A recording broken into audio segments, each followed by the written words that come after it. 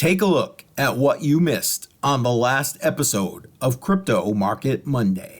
Joe, anything else you want to chime in on with regard to that?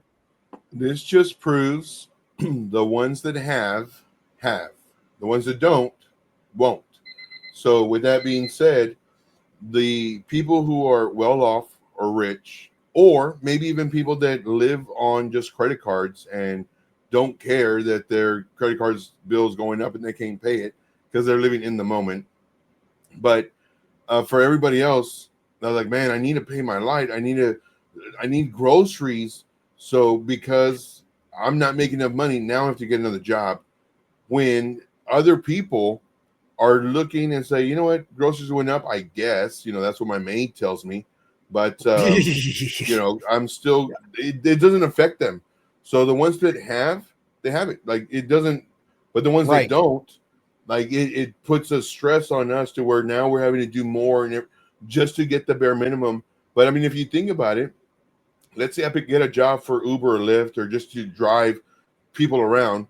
The people who I'm driving around are the haves. Normally, they're not just people going out or whatever. I'm picking up people from the airport because they have a business meeting, they have an expo, whatever it is.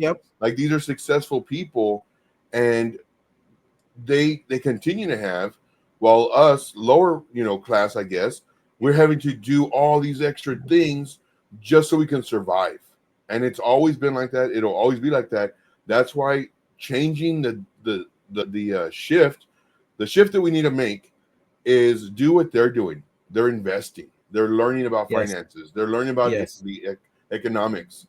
Instead of being worried about the Kardashians or whatever other people are out there, instead of worrying about them, and we have to invest in ourselves so we can change our lives and our futures and our kids' lives. Now, granted, the people who need this information really need it. Well, they're not watching us. They're watching the Kardashians or, sadly, TikTok or whatever. Yeah. Sadly. And yeah. Like, I was just going to say they're scrolling through TikTok on their phone. Yeah. And like for me, when I was younger, I didn't know about finances. Nobody taught me. I was in that environment. And one thing, and I know we're getting off the track, but one thing that really, really gets me, and it boils my blood. It really does. Story time. It boils my blood.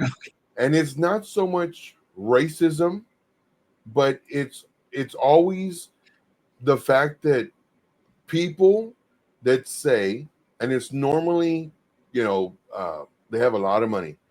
They say money only fixes money problems, or money really not important once you make it. Matter of fact, there was somebody who had mentioned on a post where they said, when money's not an issue, call me, let's talk.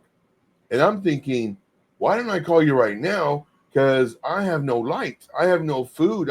If you have enough money, please, for the love of God, help me. As opposed to, when I'm successful, sure, let's go hang out on the yacht. Let's go, no. So for me, whenever I see all these very successful people and they're like, let's talk, once you can enter the VIP, then we can talk. No, man, like, let's talk right now. Like, what are you doing? What were your secrets? Like, show me how to do finances. Show me how to buy houses or whatever you're doing. Like, how did you get to where you're at? Versus, I'm here already. When you get here, let's have some coffee. It's just like my pet peeve. No, I'm with you, and I appreciate that story time, by the way. And I'm just gonna because you said racist. That's my cousin. He's like, I'm not racist. Amen, BC. Amen. Oh man, it's hilarious. And right here, and then I just want to highlight a couple of things you said because you hit a lot of stuff there, Joe. Anyone that says money only fixes money problems has never been living in their car. Amen, BC. Working 2 jobs, eating ramen that they cooked at a gas. Yes, thank you, 100%. BC. All right. Listen, if you're on YouTube, put those damn BC PortCorp emojis in the chat. BC just fire right there with that comment.